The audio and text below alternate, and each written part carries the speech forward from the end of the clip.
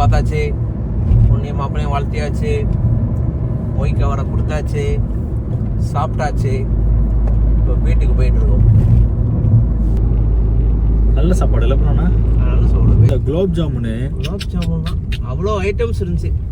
ஒன்னே ஒன்றுனா ஐஸ்கிரீம் வந்து சொல்லணும் ப்ரோ, ஏதாச்சும் சட்டம் போடணும் ப்ரோ. நம்ம சிஎம் கிட்ட சொல்லி ஒரு சட்டம் ஒன்று போடணும். பால் மாதிரி குடிச்சிட்டு வந்தோம், அது ஒரு குறை மட்டும் தான். பந்திய அந்த டிஷஸ் வைக்கும் போதே ஐஸ்கிரீம் சேர்த்து வச்சுட்டு போயிடுறாங்க. தண்ணி வைக்கிறாங்களா இல்லையா, முதல்ல ஐஸ்கிரீம் வச்சிடுறாங்க, அப்புறம் தண்ணி எது ஐஸ்கிரீம் தெரிய மாட்டேங்குது. அந்த ஒரு குறை மட்டும்தான். அது இந்த பார்த்துட்டு இருந்த யாராச்சும் இருந்தீங்கன்னா அவங்க கேட்டரிங் ஆளுங்கிட்ட சொல்லுங்க. அவ்வளோ ப்ரோ, சாப்பிட்டாச்சு, போயிடுவோம். 1.5 hours வீட்டுக்கு போயிடுவோம். வீக்கெண்டு வேற, வைபு ஃபுல் வைபு. அவ்வளோதான். ஏசியை போட்டு குப்புற படுத்து போறேன். அவ்வளோனா நான் காலைல 12 மணிக்கு எச்சா போதும். நைட்டுக்கு ஒன்றும் தூக்கம் ஒன்றும் வந்து தொலைய மாட்டுது. நீ உங்களுக்கு இந்த மாதிரி வருமா, அந்த ஒரு மாதிரி ஒரு அமானுஷ விஷயங்கள், நம்ம வந்து இந்த நைட் மேர்ஸ்னு சொல்லுவாங்க இங்கிலீஷ்ல, அந்த மாதிரிலாம் ஒரு சிலலாம் தோணுது ப்ரோ நைட்ல. இந்த எக்ஸாம்பிளுக்கு இந்த எல்லாருமே சொல்லுவாங்க ஃபேன் வந்து தலைமையில விழுந்தா அவ்வளோதானே, நம்ம ஃபேனை பார்த்துட்டே தூங்குவானுங்க, அந்த மாதிரி. அதே மாதிரி பார்த்தீங்கன்னு வச்சுக்கோங்களேன், இப்போ எனக்கு அடிக்கடி தோன்ற ஒரு நைட் மேரு வர்றது நைட் மேர் என்னன்னா, நான் வந்து செத்துட்டேன், என்னால் கும்பலாக எதுவுமே புதைச்சிட்டாங்க, செவப்பட்டியில் அடைச்சி இறக்கிட்டாங்க, மண்ணை போட்டு மூடிட்டு எல்லாம் கிளம்பிட்டாங்க. உள்ள டக்குன்னு எனக்கு உயிர் வந்துடுது. ஐயோ, எனக்கு இந்த நைட் மேர் மட்டும் பதட்டமாயிரம் ப்ரோ. வந்துச்சு என்ன ப்ரோ பண்ணுவேன் அந்த டைமுக்கு? தட்டி எதுவுமே பண்ண முடியாது, கத்துறாலும் கேட்காது. இன்னொன்று என்ன, இந்த இது ஆஃபீஸ் வரும்போது லிஃப்ட்டில், இந்த லிஃப்ட்டுக்கு மேலே நம்ம வந்து இருக்கிறோம். லிஃப்ட் என்ன பண்ணுதுன்னா கொஞ்சம் கொஞ்சமாக வந்து டாப்பில் போகுதுல, நான் வந்து லிஃப்டோட டாப்பில் இருக்கேன், லிஃப்ட்டுக்கும் மேலே, ஓகேவா? அது கடைசியாக போயிட்டு சீலிங் எல்லாம் இடிக்கும்.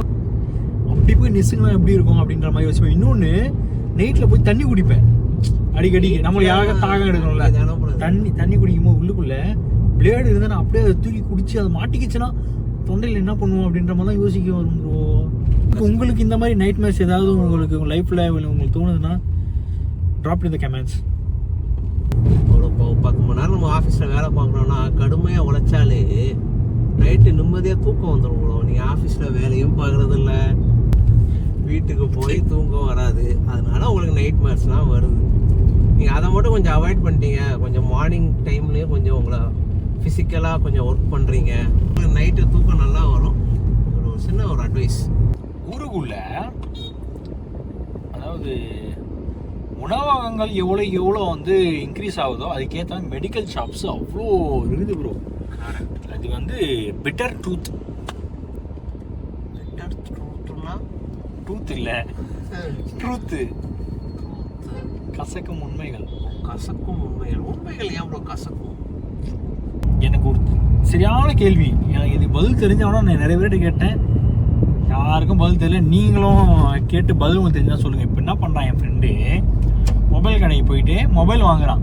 சரி, ரைட்டா? மேட் பிளாக் அப்படின்ற கலரை அவன் சூஸ் பண்ணுறான். அது மற்ற கலரோட ரேட் அதிகம். டிவைஸ் அது டிவைஸ், ஒரு டிஃப்ரென்ஸும் கிடையாது.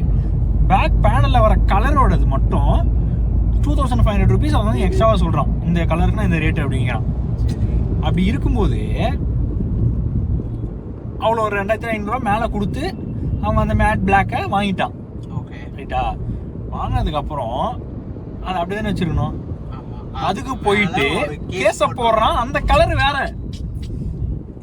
ஓகேவா? இது என்ன லாஜிக்னே எனக்கு புரியல.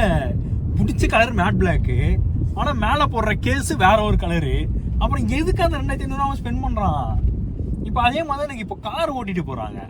கார் ஓட்டிட்டு போகிறானுங்கன்னா இப்போ வந்து இதில் வந்து இவ்வளோ சஸ்பென்ஷனு, இதில் வந்து இவ்வளோ விஷயம் இருக்குது, இது இவ்வளோ ஸ்பீடில் போகும், இவ்வளோ சஸ்பென்ஷன்ஸ் இருக்குன்னும் போது ஸ்பீட் பிரேக்கரில் அழுங்காமல் இப்படி ஏற்றி இறக்குறாங்களே, அது என்ன கதை? அது சஸ்பென்ஷன் வந்து ஒன்றுமே மெதுவாக அப்புறம் எதுக்கு அவ்வளோ விலை கொடுத்து வாங்கணும்? அதை அந்த லக்ஸரியே நம்ம வந்து ஃபீல் பண்ணணுமா இல்லையா?